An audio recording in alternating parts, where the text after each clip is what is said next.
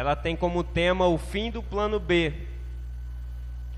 E tem uma história que diz de um general chinês, que fala que esse general, ele durante muito tempo, com seu exército, ele tentava ganhar algumas batalhas, mas não conseguia. Porque eles sempre batalhavam em uma ilha, e quando eles iam, atravessavam a ponte até essa ilha, começavam a guerrear contra os inimigos, o exército dele ficava um pouco amedrontado e voltava pela ponte. Então eles sempre perdiam as batalhas. Só que um dia esse general, ele resolve fazer uma coisa diferente. Então eles passam pela ponte, vão até a ilha. Quando eles estão de frente com o inimigo, esse general, ele queima a ponte. E ele fala o seguinte: a partir de agora não tem mais jeito.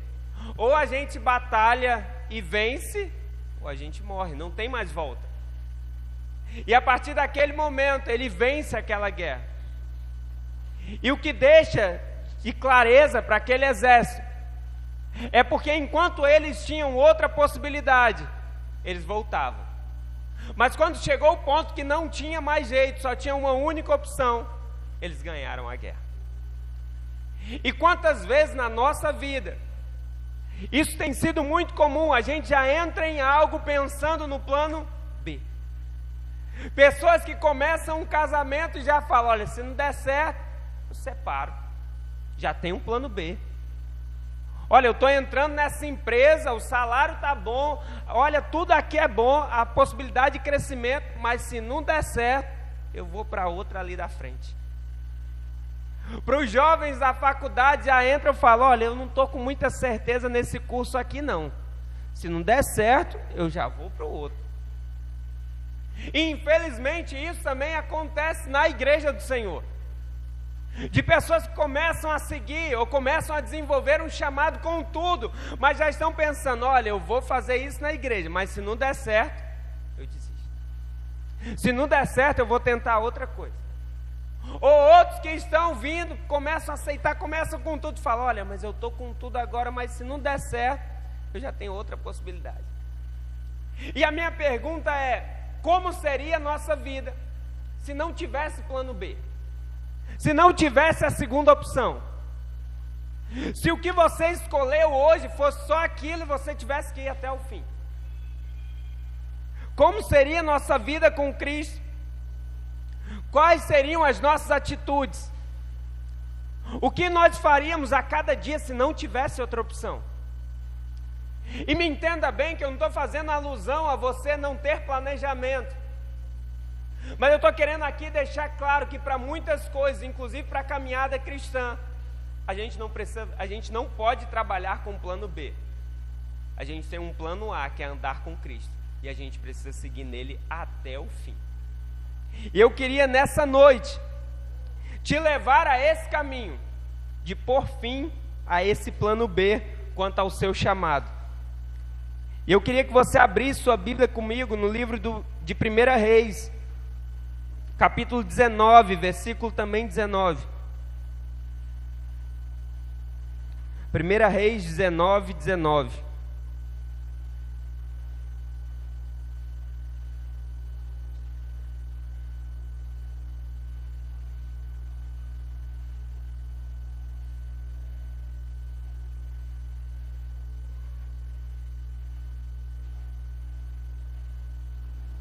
Primeira Reis 19, 19 diz assim: Então Elias saiu de lá e encontrou Eliseu, filho de Safate. Ele estava arando com 12 parelhas de bois e conduzindo a 12ª parelha. Elias o alcançou e lançou o seu manto sobre ele. Eliseu deixou os bois e correu atrás de Elias. Deixa-me dar um beijo de despedida no meu pai e na minha mãe, disse, e então irei contigo. Vá e volte, respondeu Elias. Lembre-se do que fiz a você. Eliseu voltou, apanhou sua parelha de bois e os matou. Queimou o equipamento de arar para cozinhar a carne e deu ao povo, e eles comeram. Depois se levantou-se e partiu com Elias, tornando-se o seu auxiliar. Feche seus olhos, curva sua cabeça. Senhor amado Deus, nessa noite estamos diante da Tua presença. Nós te pedimos, Senhor, fala conosco. Fala o que precisamos ouvir, Pai. Nos exorte, Pai, nos direcione, nos encoraje, Pai, mas que a Tua palavra venha, Pai, e alcance o propósito na qual o Senhor quer nessa noite. Nós pedimos pelo coração de cada um dos Seus filhos, Pai, que está a receber essa palavra, que venha ser solo fértil para receber o que será ministrado. Ó Espírito Santo, traz a aplicação que só o Senhor pode fazer, para que em nome de Jesus o Teu povo venha sair daqui transformado, e olhando para um alvo que é o Senhor. Assim nós te oramos e te agradecemos em nome de Jesus. Amém e amém. O que nós podemos ver nessa passagem é que um profeta Elias, o profeta do Velho Testamento, um dos maiores, é aquele mesmo que vai aparecer a Jesus na transfiguração. Esse profeta, ele está passando o bastão, ele está definindo um sucessor. Só que esse sucessor é alguém que não se fala nada na Bíblia dele antes. Se você for procurar antes dessa passagem falar sobre Eliseu, não tem nada. Então, ele não estava na escola de profetas. Naquele tempo tinha uma escola, pessoas que eram treinados pelos profetas. Ele não estava. Ele estava arando a terra. Ele estava na sua rotina. Numa rotina de provavelmente acordar todos os dias pela manhã, pegar aquele equipamento, direcionar, arar a terra, daqui a pouco vai almoçar, depois vai arar a terra de novo. Era uma rotina de um agricultor. Só que todos os dias a mesma coisa. Todos os dias a mesma coisa. Aquela mesma rotina de trabalhar com a terra. E quando a gente olha para essa rotina de Eliseu, a gente também olha para a nossa rotina. Porque muitas das vezes é assim que nós estamos. Acordamos pela manhã, tomamos café, vamos para o trabalho. Daqui a pouco voltamos para almoçar, vamos para o trabalho de novo, e é uma rotina. E às vezes tem coisas que têm acontecido que a gente não vê solução. A gente fala, meu Deus, todos os dias essa mesma rotina. Como eu queria mudar, como eu queria algo novo, como eu queria algo diferente. E o problema é que a rotina, muitas das vezes, coloca numa acomodação. E essa acomodação no nosso trabalho ela é ruim, mas dentro da igreja ela também é ruim. Porque às vezes a gente está tanto tempo na caminhada, irmão, é tanto tempo sabendo, olha, a gente tem louvor para iniciar, a gente tem momento de fé, a gente tem palavra. O pastor vai pregar sobre Eliseu. Faz muito tempo que eu ouço sobre Eliseu, eu já conheço toda a história. Se o pastor pregar sobre Elias, eu também sabia a história dele. E a gente entra numa rotina, inclusive dentro da igreja. E essa rotina nos afasta do primeiro amor. Nos afasta daquele fogo, daquela vontade de aprender mais, de ser mais usado, de ter um esclarecimento das escrituras que talvez não teve. Porque a gente cai numa rotina. Assim como Eliseu estava numa rotina de trabalho, às vezes nós estamos aqui dentro, todos os dias entrando e numa rotina. Só que algo muda a vida de Eliseu. Tem um Elias que aparece. Tem um profeta que derrotou 400 profetas de Baal. Tem um profeta que fez fogo cair do céu. Tem um profeta que fez com que multiplicasse o azeite de uma viúva. Esse profeta aparece para Eliseu e acabou toda a rotina, porque agora aquele homem vai ter uma nova vida com Deus. Irmão, e pode ser que a tua vinda essa noite é para que essa noite o Deus que guiou Elias até Eliseu, ele te guie para quebrar essa rotina, te guie para quebrar a tua zona de conforto, para que aquele fogo que antes queimava, mas não tem queimado mais, hoje seja reavivado para a glória de Deus. Para que você olhe para a sua caminhada e diga, não tem plano B, não existe a minha vida sem Cristo. Não existe a minha vida sem meu chamado. Se foi Deus que me chamou, eu vou até o fim. É que eu posso ouvir um amém? E para a gente entender isso, a gente precisa saber quem nos chamou. E se eu estou falando que Elias chega até Eliseu, Elias é um profeta guiado por Deus.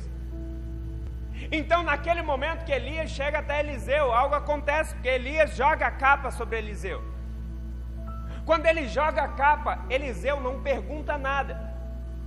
Porque você imagina, irmão, você está passando na rua, tem até uma pegadinha, né, do pessoal andando assim na rua, vem alguém, bota uma caixa na cabeça, a pessoa sai e fica procurando quem foi que botou. Você imagina, você está andando na rua, você está trabalhando ali, alguém passa e joga uma capa por cima. Fala, o que é isso? Mas é interessante como Eliseu não questiona quem jogou a capa. Eliseu sabe que Elias ali representa a presença de Deus na vida dele. Ele sabe que a presença de Elias ali representa uma quebra. A partir daquele momento a vida dele vai mudar. Então a percepção de que Deus está ali, irmão, faz toda a diferença. A percepção de que é Deus que te chama faz toda a diferença na tua vida. Porque quando você sabe que é Ele que te chamou, irmão, sabe, as pessoas vão começar a dizer assim: ei, desiste, isso não vai dar certo não.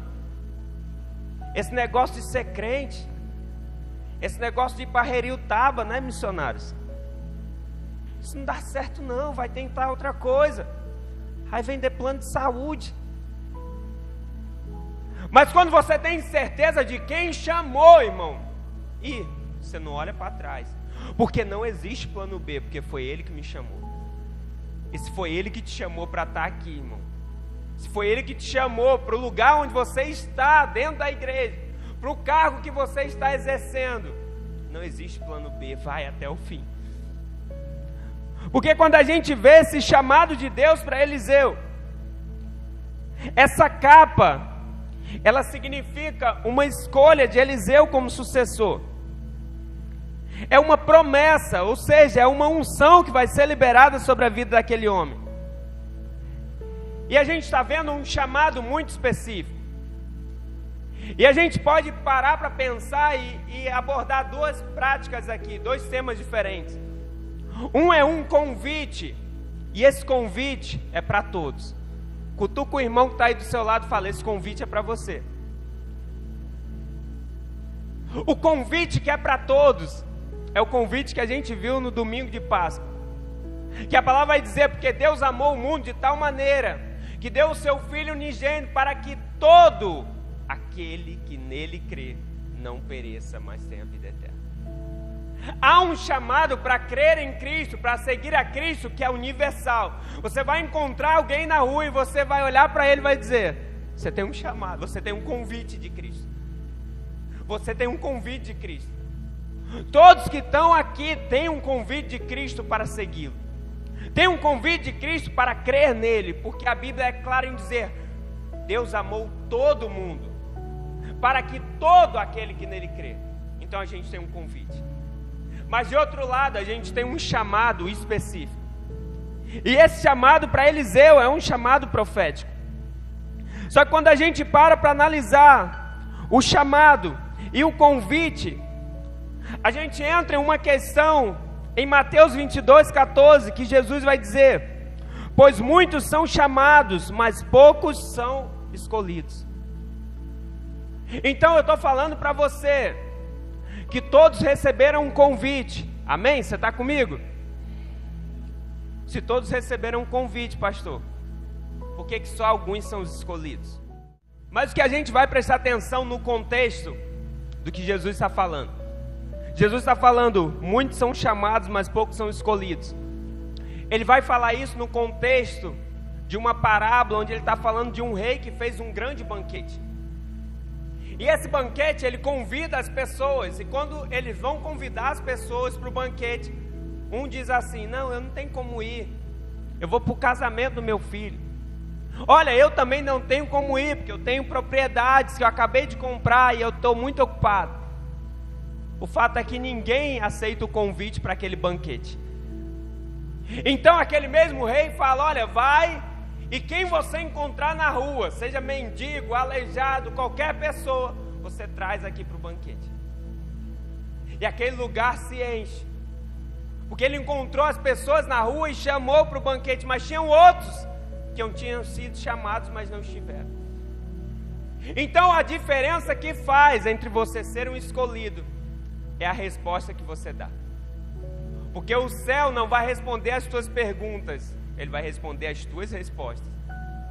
Se você está dizendo, eu creio em Deus, eu quero Ele como meu Salvador, é a tua resposta que está subindo ao céu. E naquele momento, convites foram feitos, pessoas aceitaram e outras pessoas não aceitaram. E quando a gente recebe esse convite, recebe esse chamado e a gente aceita, a gente tem mais uma missão, que é pôr fim a esse plano B. E você pode perguntar, pastor, mas como então eu dou fim a essa possibilidade de desistir?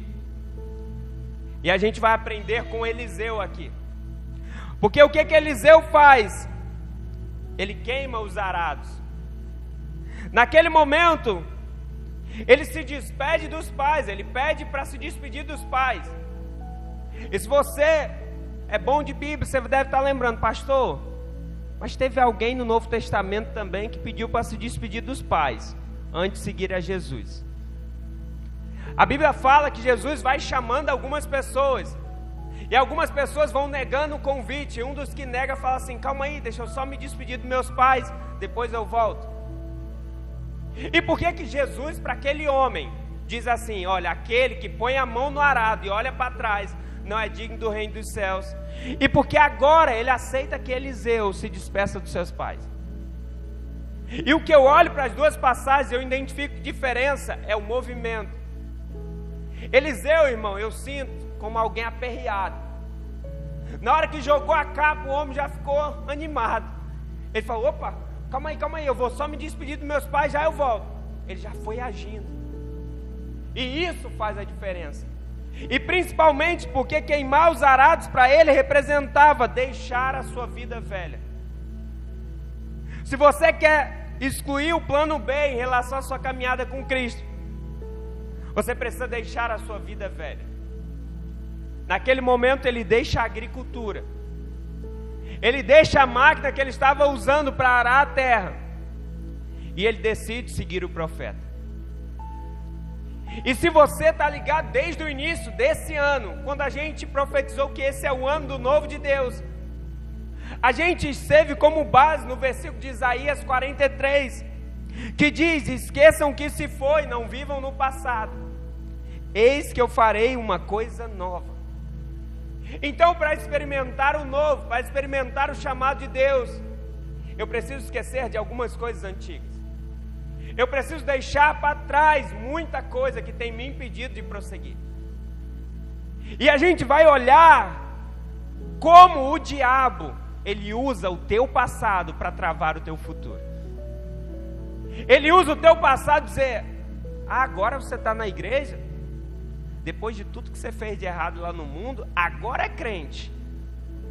Agora pronto, agora se excluiu todos os erros, que agora está na igreja, está com a Bíblia na mão, está dando dízimo para o pastor, agora pronto, mudou tudo. E o diabo o tempo todo ele é acusador, ele aponta. A gente pode olhar para a vida do apóstolo Paulo. Se o apóstolo Paulo ele olhasse para trás, ele também não seguiria. Porque é um homem que estava acompanhando o apedrejamento de Estevão.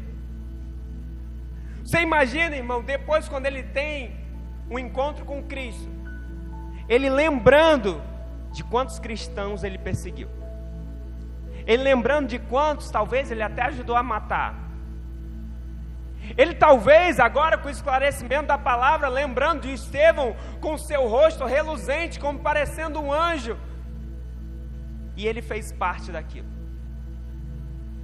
Poderia a acusação vir sobre ele e dizer, você não pode seguir professando esse Cristo, porque você já matou pessoas que seguiam a ele. Mas ele esquece tudo que passou e decide viver uma nova vida com Cristo. Eliseu faz a mesma coisa, ele esquece tudo que passou, esquece o trabalho, esquece, ele se despede da família e vai viver uma nova vida, uma vida direcionada por Deus. Irmãos, se algo ainda nos prende no passado, se algo ainda tem nos impedido de seguir, às vezes é até algo bom que aconteceu na tua vida. Às vezes você teve uma grande conquista e hoje o tempo todo você está comparando aquilo que aconteceu lá atrás. Mas a palavra está dizendo, esqueçam que se foi, caminha para frente. Esqueçam o passado, olha, Deus está fazendo algo novo. Quando a gente olha para esse ministério, a gente está vendo, Deus está fazendo algo novo aqui, irmão. E a gente precisa olhar, se despedir do passado e viver o que Deus está projetando para o nosso futuro. E quando a gente vê Eliseu também falando de queimar os arados, a gente está vendo uma atitude, uma nova atitude, que tira ele da zona de conforto. Porque, acompanha comigo o versículo 21, o versículo 20, Eliseu voltou, apanhou a sua parelha de bois e os matou, queimou o equipamento de arar para cozinhar a carne e a deu ao povo. Eles comeram, depois levantou-se e partiu com Elias, tornou-se o seu auxiliar. Eu vou te falar que na minha época de escola eu era muito bom em matemática, mas português não era muito o forte não. E quando a gente para olhar os verbos, irmão, você que vai lembrar aí do estudo dos verbos, transitivo direto, irmão, presente indicativo, de não sei o que, você fala, meu Deus, o que é isso aqui?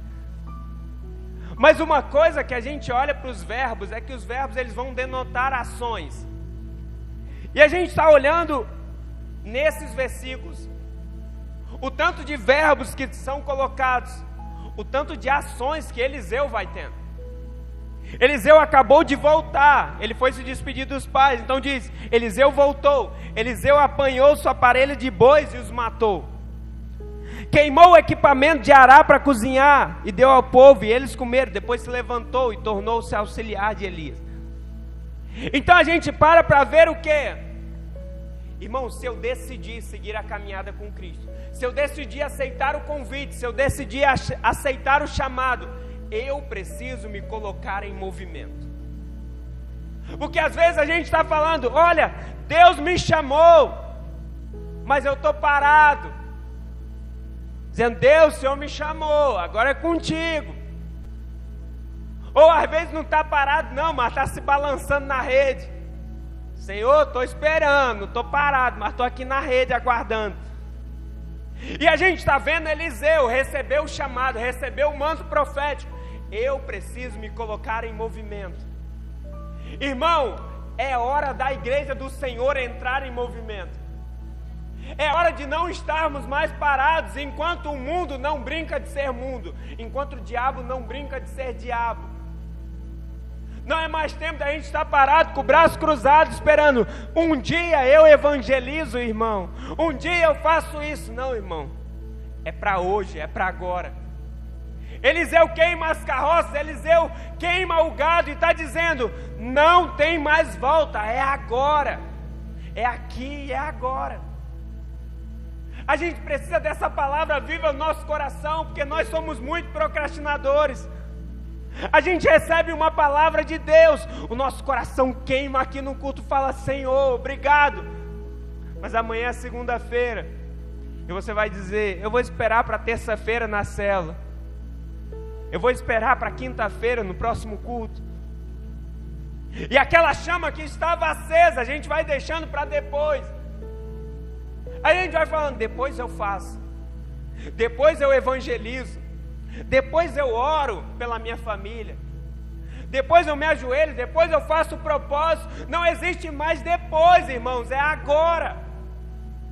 É momento da igreja se levantar e perceber a força que tem na sociedade, de mudar histórias, de transformar vidas,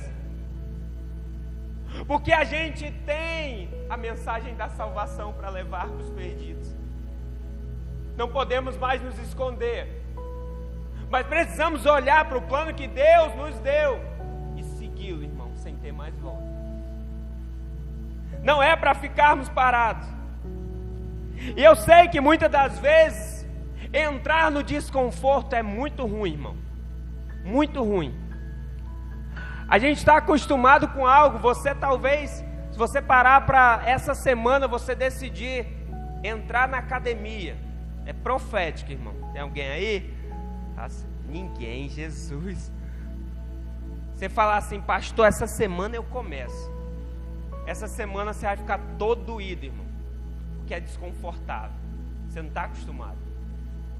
E você aceitar o chamado de Deus, você está dizendo sim para viver uma vida desconfortável. Não é confortável, não é legal, não, é desconfortável. Mas vale a pena. Em um momento, Pedro, talvez se dando conta, os discípulos se dando conta do quanto que eles tiveram que renunciar por Cristo. Eles se perguntam, mas nós deixamos tudo. Deixamos nossa família, deixamos nossos empregos. E o que é que nós ganharemos? E Jesus fala, não tem um que tenha deixado seus pais, deixado seu trabalho por minha causa, que não seja restituído 100 vezes mais, além da glória eterna. Então eu tenho que te falar que renunciar por causa de Cristo vale a pena. Vale a pena nessa terra, mas muito mais na terra que irá por vir. Muito mais no céu. Então, só que Eliseu, ele dá essa declaração, ele faz uma nova atitude. Ele decide deixar a vida velha. Mas você pode pensar, por que ele queima os arados? Ele não podia muito bem falar assim, olha, pessoal que está aqui olhando, eu não vou precisar mais, eu vou seguir uma nova vida, mas eu estou dando para vocês os arados, para você arar, não sei, nem viu como eu sou ruim de verbo, né?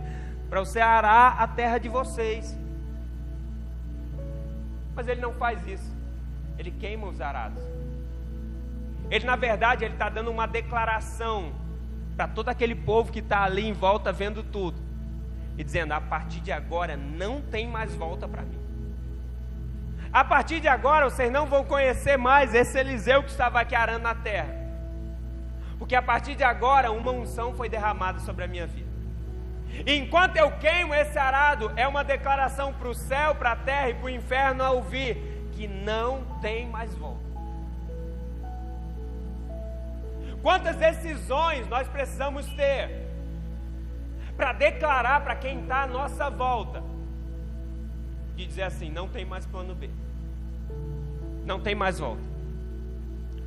Eu me recordo muito de que assim que nós aceitamos Jesus, primeiro aniversário que teve do Renan lá em casa, a família do meu pai foi cheia de caixa de cerveja lá para casa. E meu pai falou assim, ó, legal, muito bom vocês terem vindo aqui, mas se vocês quiserem beber essa cerveja, vocês vão beber lá embaixo, porque na minha casa não entra cerveja.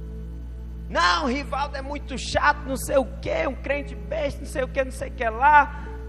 Naquele momento ele declarou para toda a família dele, não tem plano B, não tem mais volta. Agora eu sigo um Cristo. E todo aquele povo hoje está na igreja, irmão, tudo convertido, todos atribulados, que queriam entrar com cerveja, irmã Gorete. Agora um é líder da rede de homens, outro está no ministério de dança, irmão. E a gente olha para isso e vê, vale a pena declarar para todo mundo. É dolorido, porque declarar para todo mundo é você sair daquele grupo e já não era para você estar. Declarar para todo mundo é você fugir das conversas de fofoca que queimam pessoas no trabalho.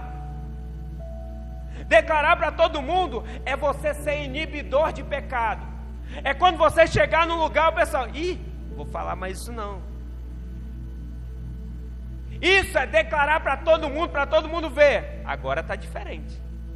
Agora é um crente de verdade. E é isso que Eliseu está falando. Ele está declarando para todo mundo, não tem mais volta. Assim como a história do início que eu falei, daquele general chinês que queimava as pontes. Eliseu está falando, agora eu vou entregar tudo, porque não tem mais volta. E eu quero, irmão, que você, mesmo que já tenha aceitado o convite de seguir a Cristo, mas por algum momento, você, assim como eu disse no início da rotina, você começou a ficar mais devagar, você entrou na monotonia, e agora Deus te chama para entrar em movimento novamente. Deus te chama para deixar as coisas do passado, mas declarar para o mundo inteiro ouvir que você é uma nova criatura, de que você foi transformado. E quando a gente olha para essa passagem, a gente vê alguém que através das suas declarações, das suas atitudes, está dizendo um sim para Deus.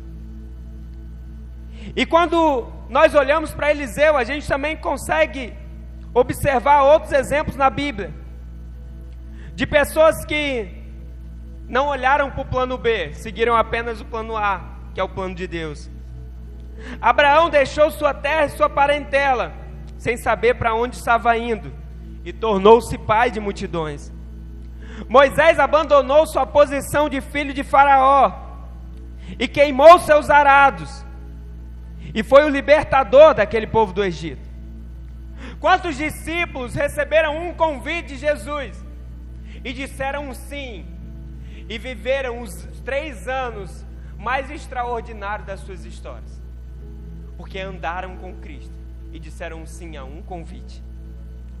O apóstolo Paulo, quando teve um encontro com Jesus, ele era um grande fariseu e líder judaico, mas abandonou tudo para seguir Jesus. Ele explicou o que aconteceu com ele, dizendo: o que para mim era lucro, passei a considerar como perda pela causa de Cristo. Então todos eles decidiram fazer algo, decidiram queimar os arados e seguir a Jesus, seguir os passos de Jesus. Como nós lemos, a Bíblia diz que Eliseu tornou-se auxiliar de Elias. A gente está vendo Elias acabando de sair de uma caverna, agora ungindo seu sucessor profético, e a gente vai ver Eliseu o tempo todo do lado de Elias. Sabe, irmão, é igual aquele filho, e quando você vai sair, ele quer ir junto. Você vai para algum lugar, você fala assim: não, eu vou só ali jogar o lixo. Ele quer ir junto, quer estar grudado em você o tempo todo. Parecia Eliseu com Elias, porque Elias está dizendo: eu vou para um lugar, e Eliseu está dizendo: eu vou junto. Não, pode ficar aí. Não, eu vou junto. Elias dizendo de novo: olha, agora eu vou para outro, eu vou para Betel, eu vou junto. Agora eu vou para o Jordão, eu vou junto. Então ele decide seguir o chamado dele, e a palavra diz que Eliseu recebe porção dobrada do que tinha Elias. Então toda a dedicação, toda a entrega daquele homem vale a pena. A gente vai olhar os milagres que Deus faz através de Eliseu, e a gente vai ver Deus o tempo todo, da mesma forma que era com Elias, agora é com aquele novo profeta. E a gente olha, irmãos, para a nossa vida, para a nossa trajetória, para o nosso chamado, e ao mesmo tempo a gente olha para outras pessoas que estão fluindo na obra. A gente olha para outras pessoas que, irmão, Deus tem usado nessa nação, Deus tem usado nessa cidade. Mas eu tenho que te falar que o mesmo Deus que essa pessoa serve é o mesmo Deus que nós servimos. O Deus que está fazendo com que o ministério dessa pessoa flua é o mesmo Deus que está hoje aqui dizendo: eu também te chamei, você também pode fluir. Mas para isso a gente precisa queimar os arados. A gente precisa parar de olhar para trás, olhar para as várias possibilidades que o mundo nos oferece e dizer: só tem uma possibilidade, só tem um plano, e esse plano é seguir a Cristo. Porque a gente vai olhar para a Bíblia, a gente vai ver os profetas falando sobre um plano perfeito. A gente vai ver os profetas falando sobre um cordeiro mudo que seria entregue por causa das nossas transgressões. Então o tempo todo tinha um plano, e a gente vai olhar para Jesus, e o plano, irmão, ele acontece. Então Jesus, ele é o plano perfeito. A partir do momento que ele é entregue naquela cruz, ele cumpre tudo que estava escrito nas profecias. E nos dá o maior exemplo de que nós precisamos ir até o fim pela causa que Deus coloca em nossas mãos. Porque eu imagino que não tenha sido fácil chegar a ponto de ser crucificado, de ser humilhado. Mas ele veio ao mundo por um plano. E a Bíblia diz que ele foi obediente até a morte de cruz. Tem momentos na nossa vida que a gente não precisa questionar a Deus se está dando certo, se está dando errado, a gente só precisa obedecer. A gente só precisa seguir, a gente só precisa continuar. E a gente precisa declarar para o mundo, para Deus e para o inferno ouvir: não tem plano B, agora eu vou com Deus até o fim. Ele é o meu protetor. Lutero vai dizer que não sabe por quais caminhos Deus o levará, mas ele conhece bem o guia dele. Então, se você tem certeza que Deus é o teu guia, irmão, vai até o fim, descansa nele. Aceita o convite no teu coração, aceita o chamado. Queima os arados nessa noite. Eu não sei qual é o arado da tua vida, eu não sei o que você tem que abandonar, mas essa palavra é de Deus para você. Abandona hoje e vive o melhor de Deus no ano de 2024. Deus liberou uma palavra para o ministério que é do novo de Deus, e a gente precisa tomar posse do novo. A gente precisa entrar todo dia e dizer: Deus, eu quero viver o novo na minha vida. Mas eu não vou viver o novo se o tempo todo eu ficar olhando e dizendo: se não der certo aqui na igreja, se não der certo o meu chamado, eu vou fazer aquilo lá. Não, irmão, não existe plano B. Não existe plano B quando a gente decide seguir a Cristo. É seguir a Ele, ponto final.